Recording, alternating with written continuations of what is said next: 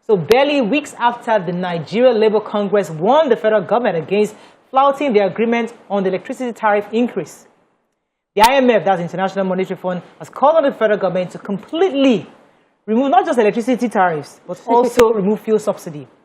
And joining us on the show, on this segment, is Martins Arogie concerning this issue of taxes. You know, I mean, Nigerians, we don't want to pay taxes. We don't want to pay tariff. Everything is just going crazy. Me, I have an issue with labor. It's my own personal issue with labor. But in your view, do you agree with IMF? IMF is saying remove you have to remove subsidies completely and increase the tariffs. And else is saying don't you dare because people can't afford it. How do we find a middle ground? What are your thoughts on this? Okay, it's a very interesting topic and situation, if I may say so myself. The tariff issue is more like the chicken and egg situation. What comes first? I don't typically agree that Nigerians are not willing to pay the proper tariffs because if you check what exactly is our real cost today of generating electricity, it's probably higher than what the tariffs are. Most of us have generators in our house. We buy diesel or fuel, which isn't particularly cheap.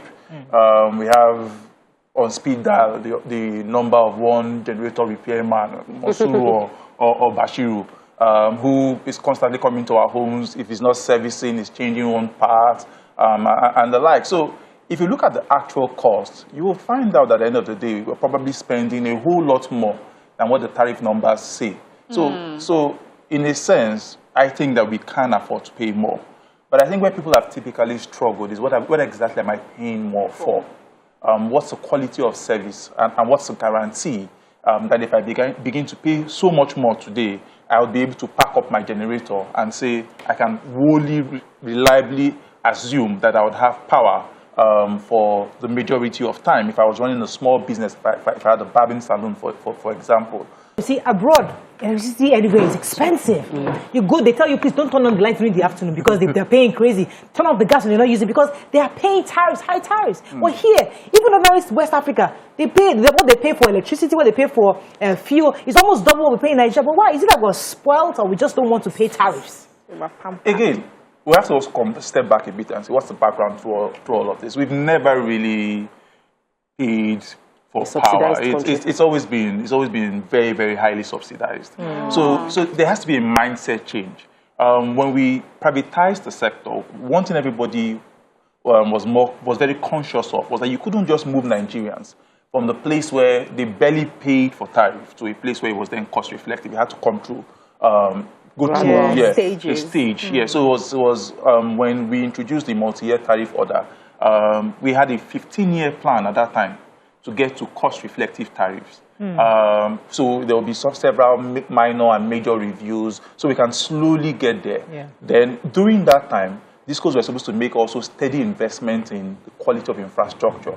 So by the time you get to that point where we are saying pay cost-reflective tariff, I can also see the impact of all that investment. Okay, so anytime we talk about taxes, tariffs, I just always feel that the Nigerian story is one of there's really no hope, you know, and I don't like to go away feeling that way. I want to believe that there's something that we have not yet discovered, there's something that we have not yet explored. If, you know, all things being equal, what would you say one thing that Nigerians can do when it comes to tariffs and paying their taxes and not bypassing? What is it that we can do to make sure that it's something that it will work here in Nigeria? Nigerians? Nigeria for Nigerians. Okay. Now, this is a very different conversation, but it ties into two things that I'm very passionate about. One is the concept of responsible taxation, where everybody understands that they have a responsibility towards government, towards their fellow citizens, towards the community in which they live, to do the right things when it comes to taxation and when it comes to paying your fair share.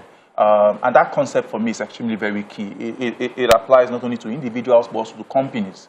Having that concept and knowing in your mind that I have this obligation to be responsible in the way I relate with my community. And then the second one, which I think is where what is probably lacking in Nigeria, is the concept of justice.